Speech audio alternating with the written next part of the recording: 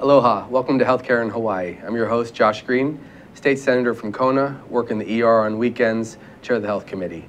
Today I'm happy to have an excellent guest, Dr. Ashley Lukens. She's got a Ph.D. She studies policy, political science. She went to Vassar and then here at Manoa she got her Ph.D. She's leading the charge on big environmental health questions. I wanted to have her here today because she runs the Hawaii Center for Food Safety. So, as you've seen over the last couple years, we've had a very large discussion about the safety of food products, the questions of pesticides, the GMO question, especially on Kauai, on Big Island, on Maui.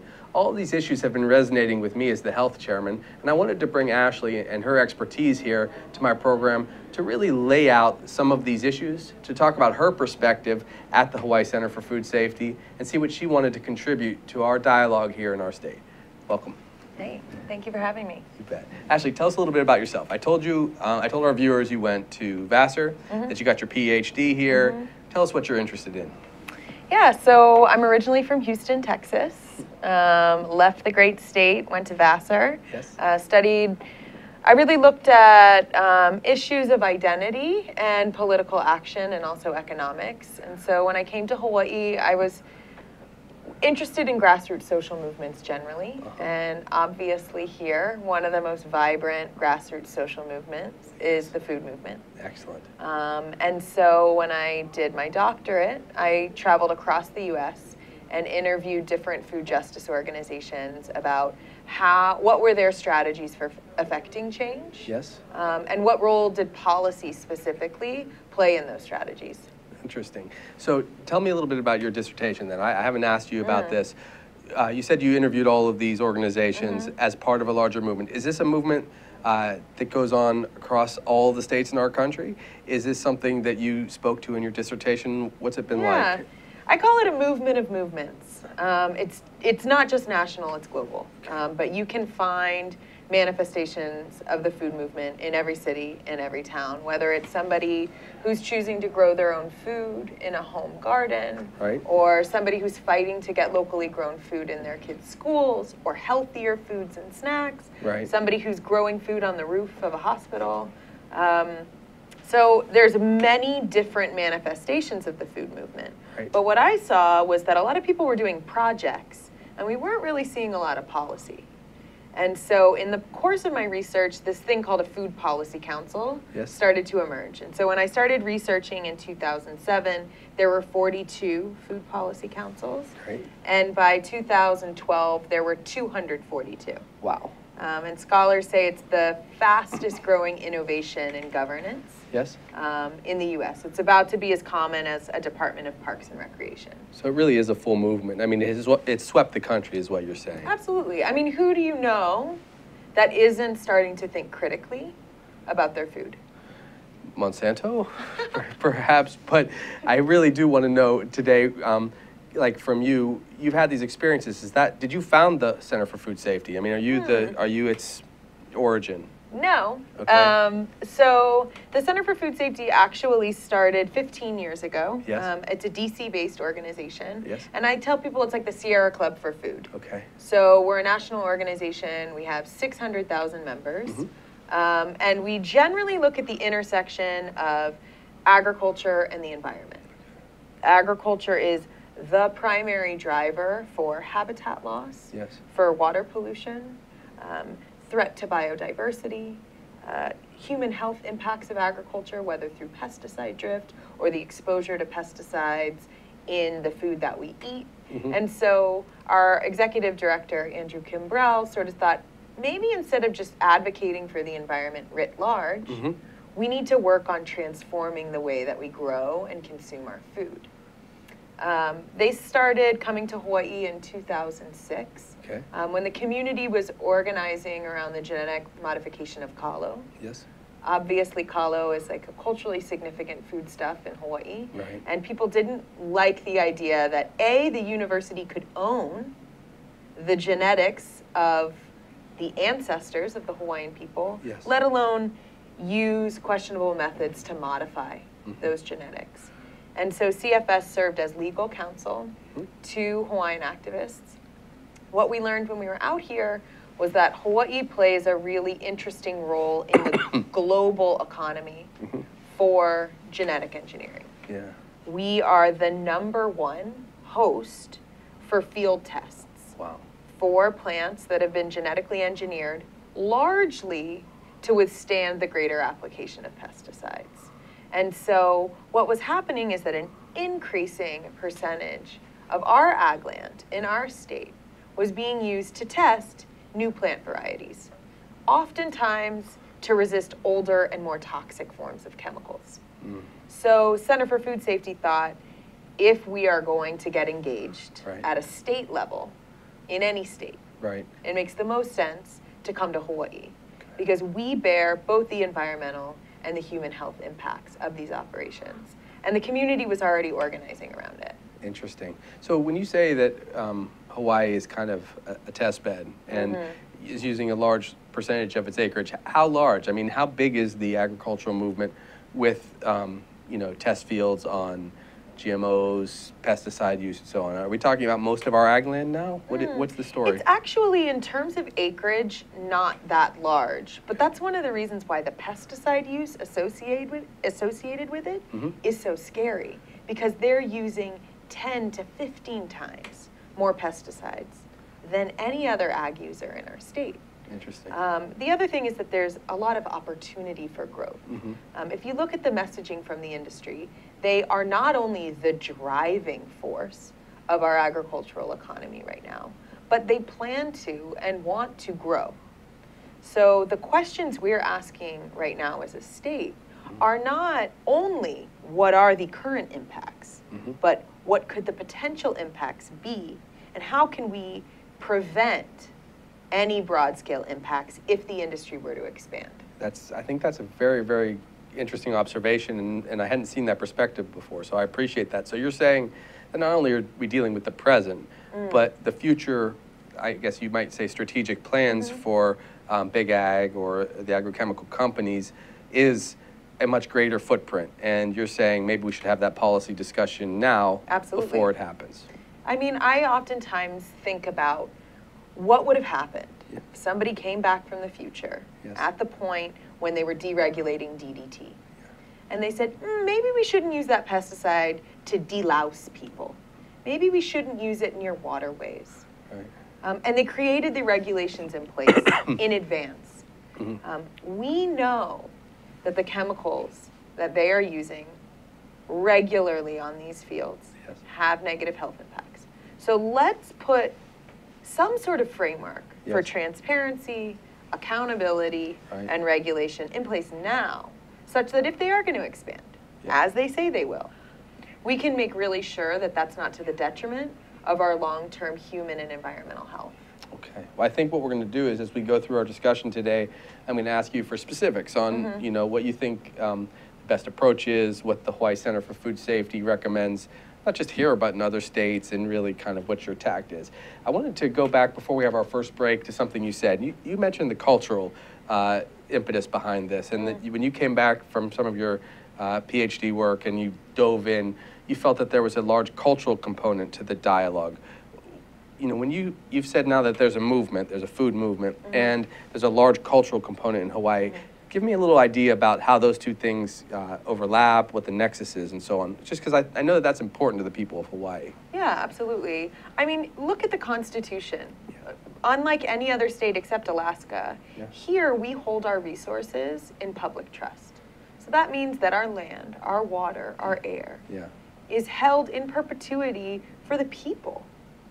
And we do that because of the long Hawaiian kingdom tradition of holding resources in common and using them to benefit society at large.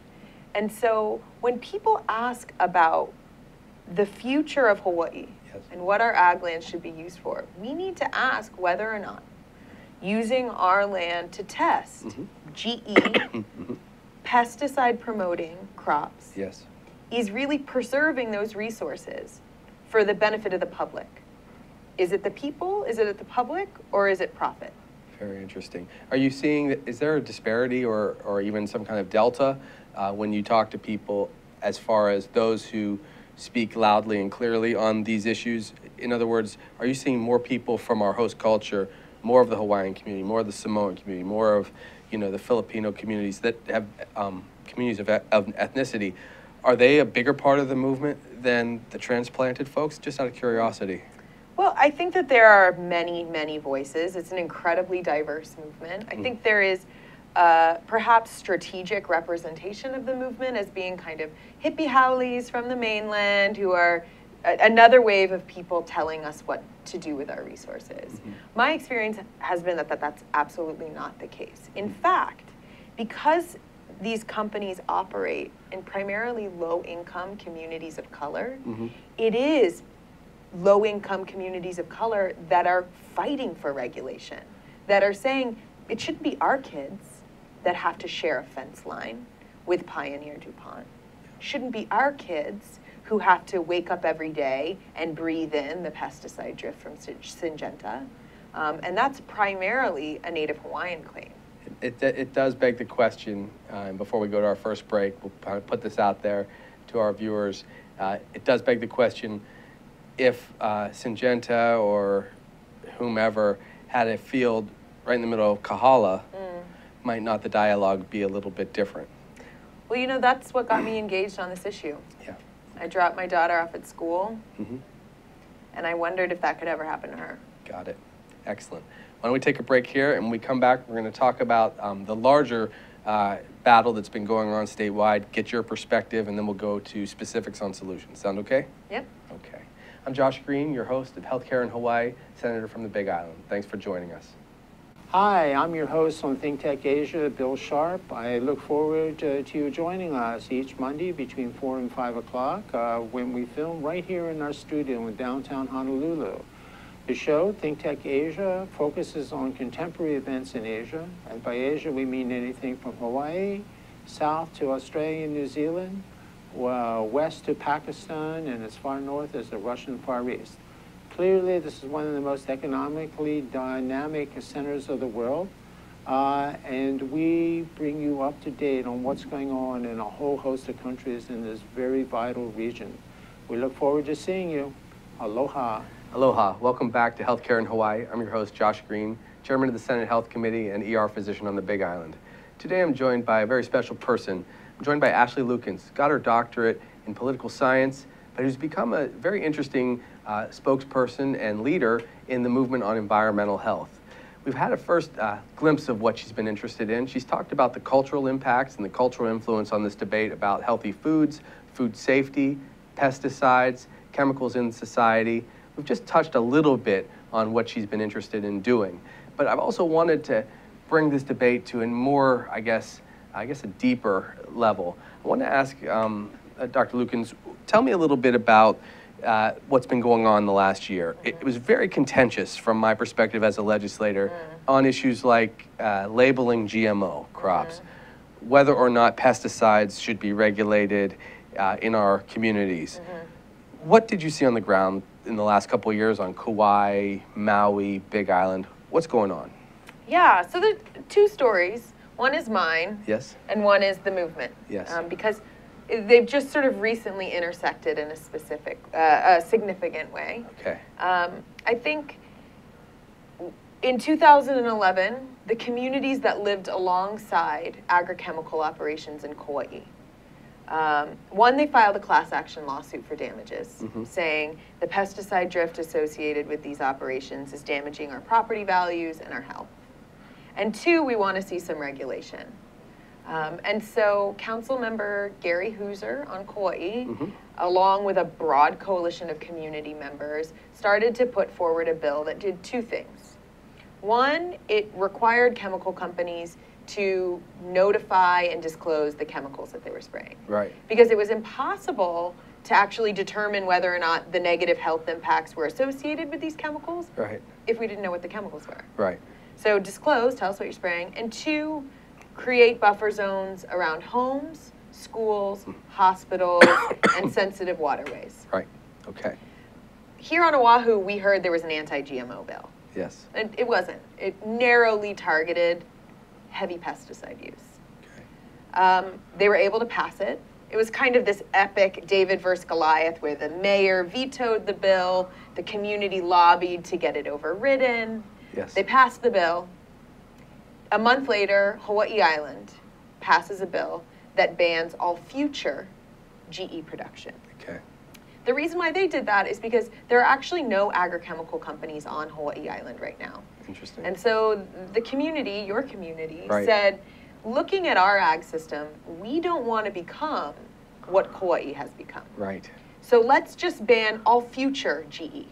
A lot of people say, oh, it was an anti-papaya bill. No, actually, papaya was exempted. Right.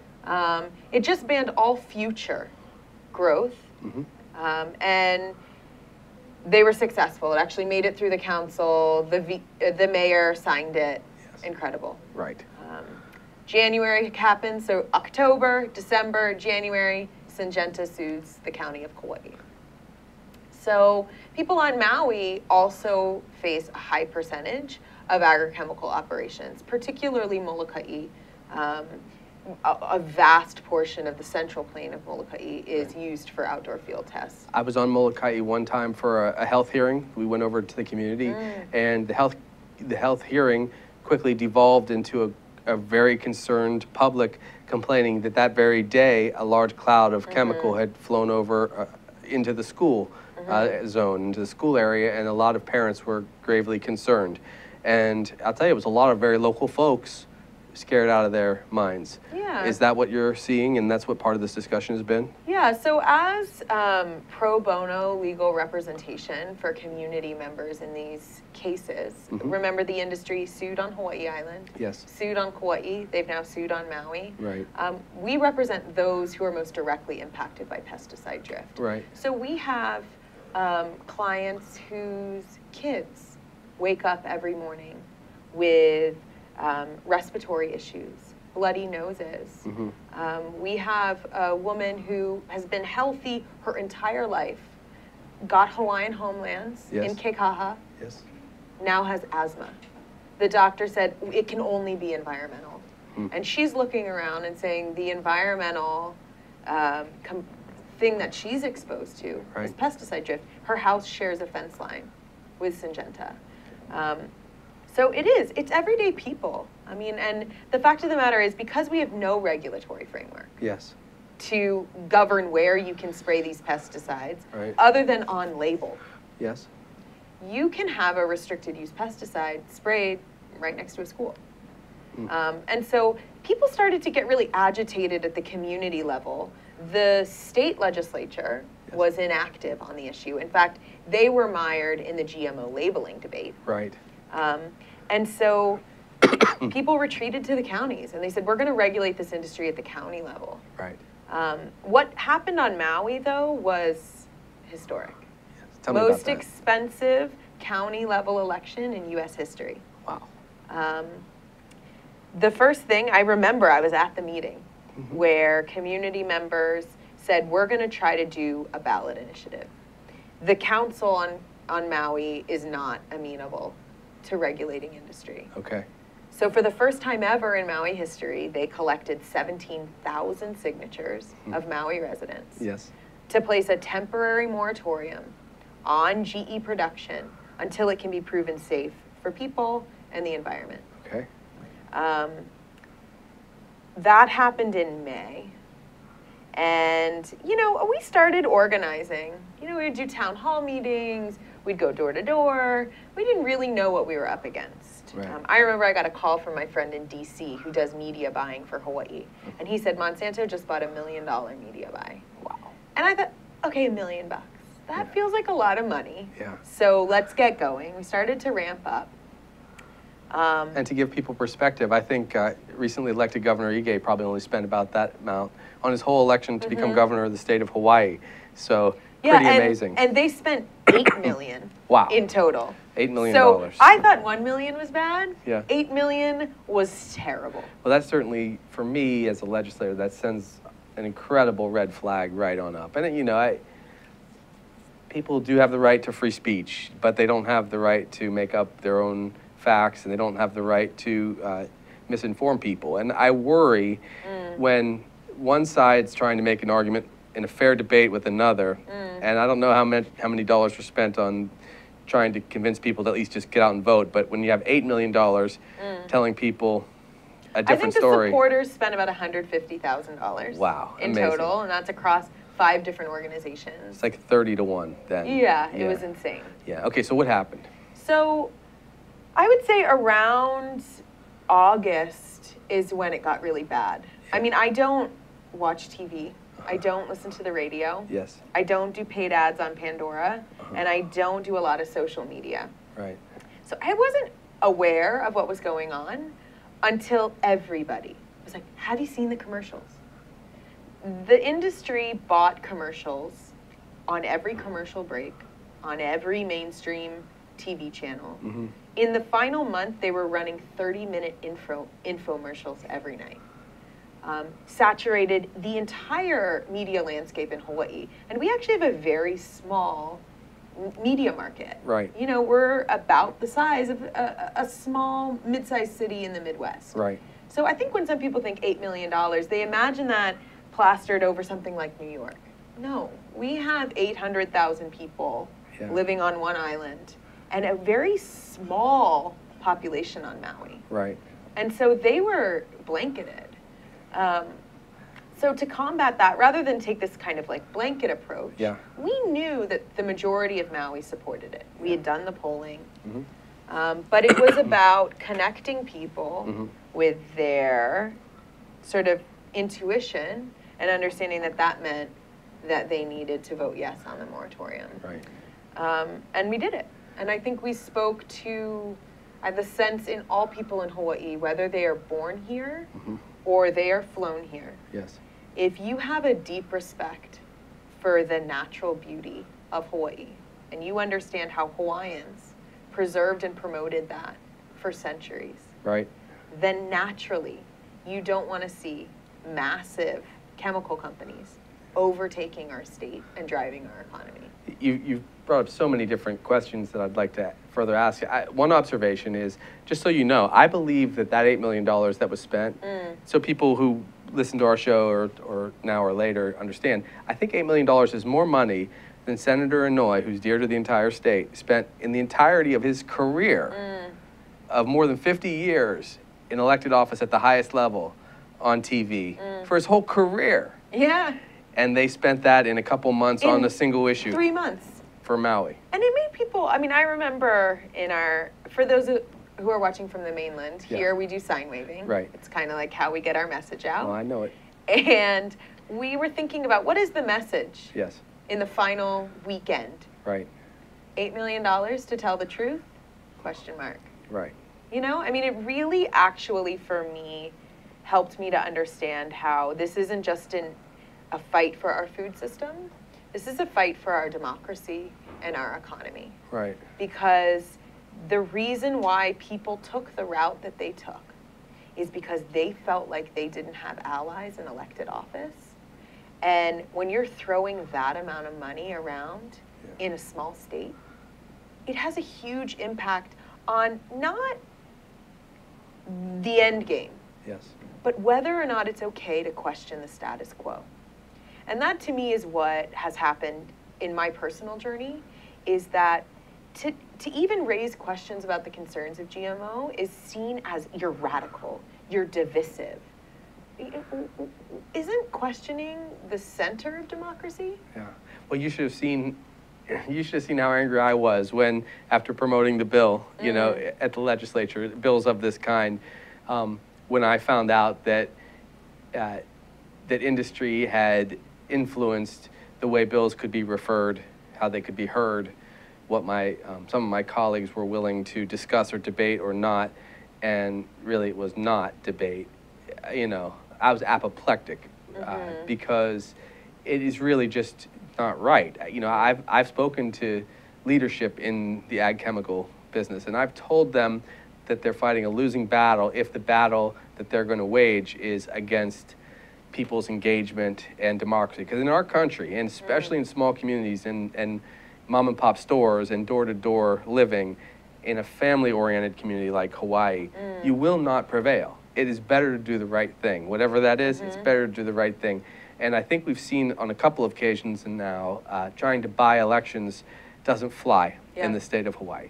The other thing I wanted to ask you, though, is why would they spend $8 million if we're really only having small numbers of acres here in our state using some of these pesticides? Is it a precedent? I mean, are they finding at all costs to stop a precedent? Well, I think there's I mean, it's not my rationale, but my sense is a couple things. One, again, Hawaii plays that really strategic role in their global sort of research operations. So though we're a small state and it's a small number of acres per se, it's a large part of their R&D, research and development. Exactly. So for comparison, we hosted around 1,100 field test sites. California hosted around 400. So we're talking of vastly more. So finally we beat California at something, and it's this. That's right. That's right. Darn it. And because we have such a high population density, again, the human health impacts of these operations are more acute in Hawaii because it's just so much closer. But I also think, I mean, in terms of like, does money work here and how could money work? One of the things that scares me the most is the way that they have kind of monopolized the question of what a food system and an ag system is meant to do. Is it just meant to make money? Is it about GDP? Well, in our Constitution, Article 11 says no. The priority is actually self-sufficiency. Interesting. We need to be growing food and agricultural products for Hawaii. Got it. And so it'll be interesting to see whether or not they can reconcile what they're doing with our constitutional mandate. Well, I have to say, they're not from here, so I don't think they're worried about our Constitution just now. Why don't we take a break, and then we're going to come to, in our final segment, we're going to come to the question as to what the fight will be this year, what the consequences of having pesticides in one society is, and what the solution is. Okay? Great. Okay. I'm Josh Green, your host at Healthcare in Hawaii from the Senate. Aloha, I'm Keli'i Akina, president of the Grassroot Institute and host on Ehana Kako, a weekly program on the ThinkTech Hawaii broadcast network. Ehana Kako means let's work together. Think of the sad alternative, let's not work together. Here in Hawaii, with all of our diversity and the richness of the people, it's important for us to come together around issues on the basis of what's right and what's good and what's going to serve the common good. And that's what we try to do at Ehana Kako. Every week we interview movers and shakers, people in government, business, and other sectors of society to talk about how to create together a better government, economy, a better world here in Hawaii that can bless the rest of the world. I thank you for your attention to ThinkTech Hawaii, and we look forward to seeing you every Monday, 2 to 3 p.m. on the ThinkTech Hawaii Broadcast Network. We're Ehana Kako, and we wish you well. Aloha. Aloha, welcome back to Healthcare in Hawaii. I'm Josh Green, your host, State Senator and Chairman of the Health Committee. Here joining me today, Dr. Ashley Lukens, who's a leader on food safety, on health policy from an environmental perspective. She's the program director at the Hawaii Center for Food Safety now, and she's really been an instrumental voice in this debate about what's right for our state and other states when we talk about the questions of pesticides, genetic organisms, and really she's actually ventured into a new area, and that is what is the proper cultural question and how to frame some of these food issues in a large movement. So fascinating discussion so far, but now we're going to dive into some of the nitty-gritty, Ashley. Pesticides, okay? What do they do to people and communities? What are we hearing out there in the community? What are some of the scientists saying? Just what's our concern? So I think the American Academy for Pediatrics said it best when they said pesticides are chemicals designed to kill things.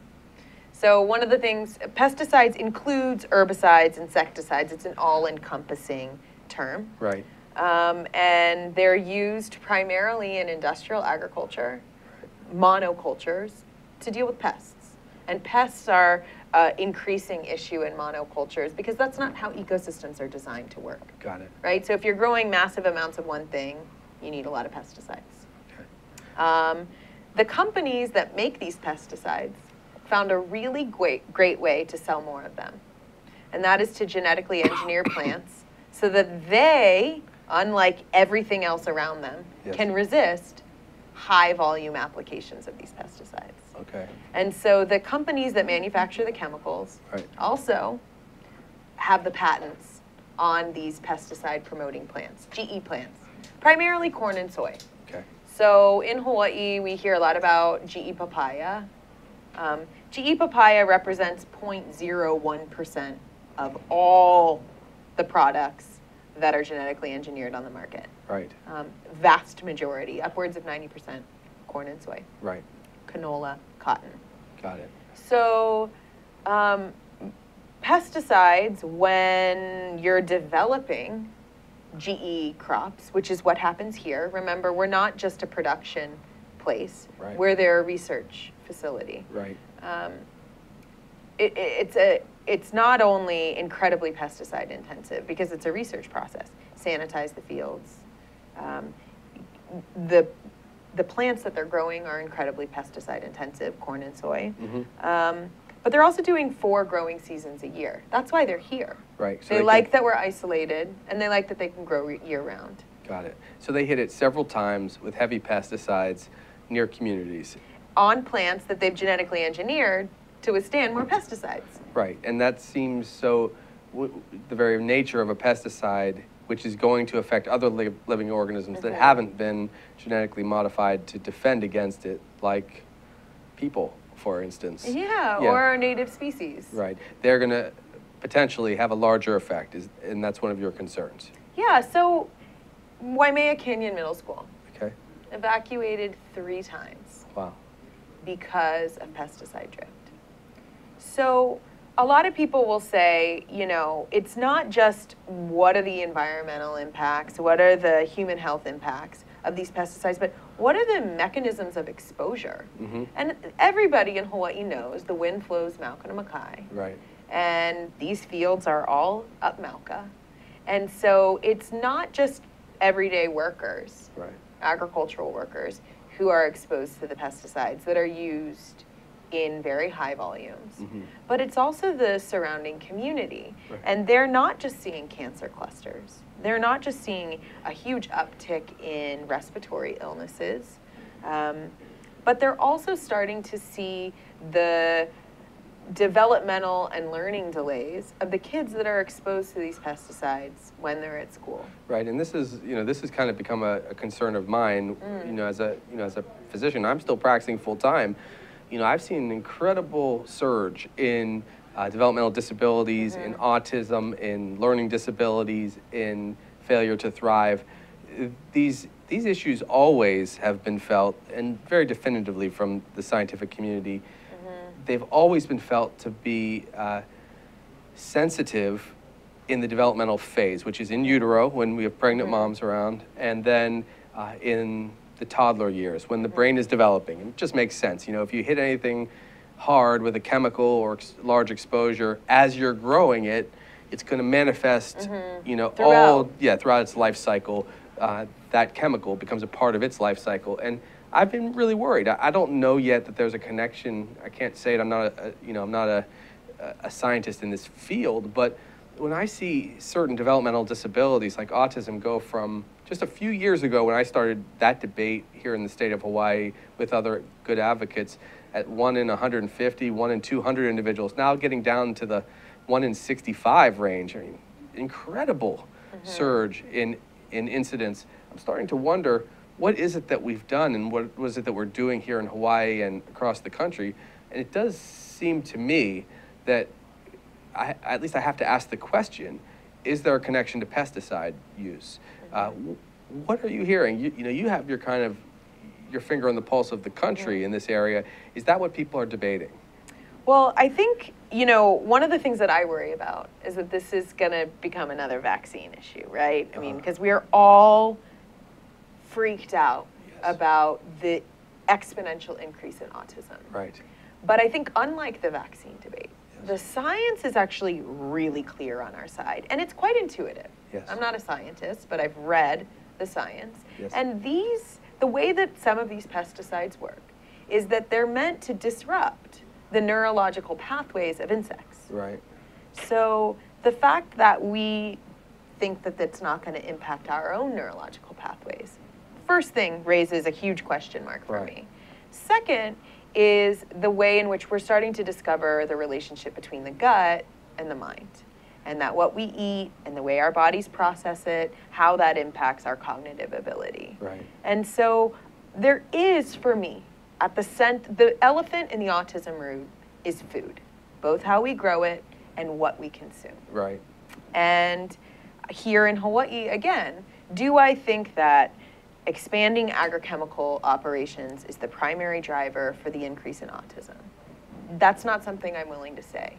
But really great long-term studies have shown that even mild exposure to a chemical like chlorpyrifos causes a lifetime of learning delays. And the cost to our economy, the cost to our families, and the cost to our school system because of that one child is incredible. Well, I'll tell you, we're going to be taking that up in a heavy-duty way this legislative session, and I think that there's no doubt in my mind that science is going to catch up to some of these movements, and we're going to know definitively where there's added risk. But I know that you've already, as you've established in our discussion today, there's a lot of chemical spraying going on, a lot of pesticide use in the state of Hawaii, disproportionate to our size. They're all in because of our 4 growing seasons, because they've been able to set up a no regulatory setting. What do we do about it? You said that there's been a movement and success, a people's movement and success on Maui, a legislative success from the county council to address the issue statewide. What's your best approach? We only have a few minutes left in this interesting dialogue. What would you recommend as far as a state policy goes to deal with pesticide use in our state? So I want something that will bring people together, that will shift the conversation away from GMOs towards pesticides. Okay. And we need a win. Yeah. And so what I think makes the most sense is creating modest 1-mile buffer zones around schools. Yes. Perhaps homes, perhaps hospitals, but let's at least start with schools because we already regulate activity around schools anyway. And we're sending kids into those schools for upwards of 180, 200 days a year, 8 hours a day. Exactly. So you're saying have a buffer zone around schools. And let's just regulate the really scary stuff. Yes. Restricted use pesticides can't be used within those buffer zones. And let's also tell people what's being sprayed around these schools. I mean, I think the disclosure element is one of the most important. On Kauai, although the industry sued and the bill was never implemented, we did get a voluntary reporting program. And what we've learned is that more chlorpyrifos, for example, is used just on Kauai than almost any other state in the U.S. Wow. So this is a really high amount. They agreed to 500 feet buffer zones. Pesticides drift miles. And so we want a fair-sized buffer zone that will protect our kids, that fits already within a zoning framework, Right. but that also doesn't overly burden industry. Remember, what Maui was able to do was stop production. So if the industry doesn't want to have the carpet pulled out from under it, then I really hope it can come to the table and at the very least say, we're going to protect kids when they're in schools. Because the science is clear. So what will their retort be?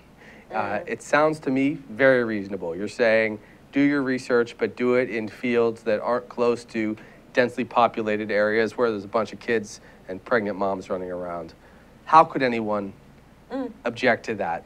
Will they? Will they stand down, or are they going to come all in with another $8 million campaign to defeat this kind of proposal? What do you think?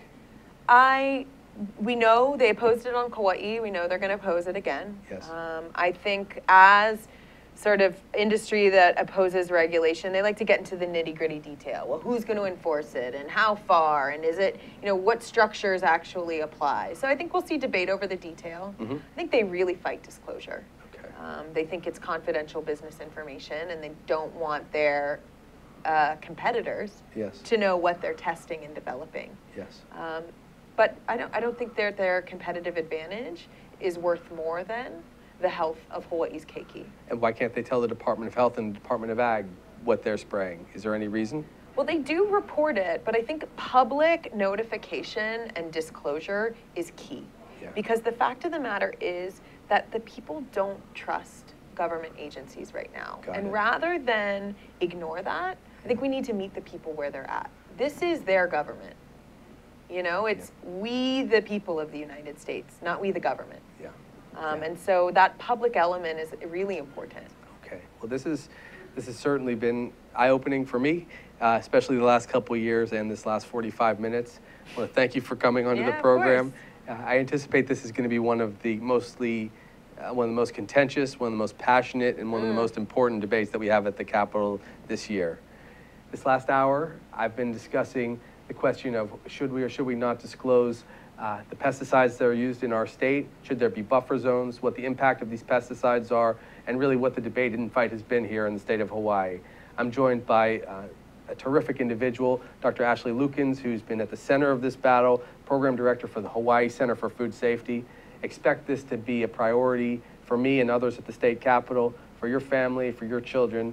We should look at this issue. We should have an open dialogue about this issue. And anyone who says that we shouldn't really should do some soul searching and find out why we're all in this game together. We're in it for the people. Thank you for joining us. I'm Josh Green, Chairman of the Senate Health Committee. Look forward to future debates. Take care.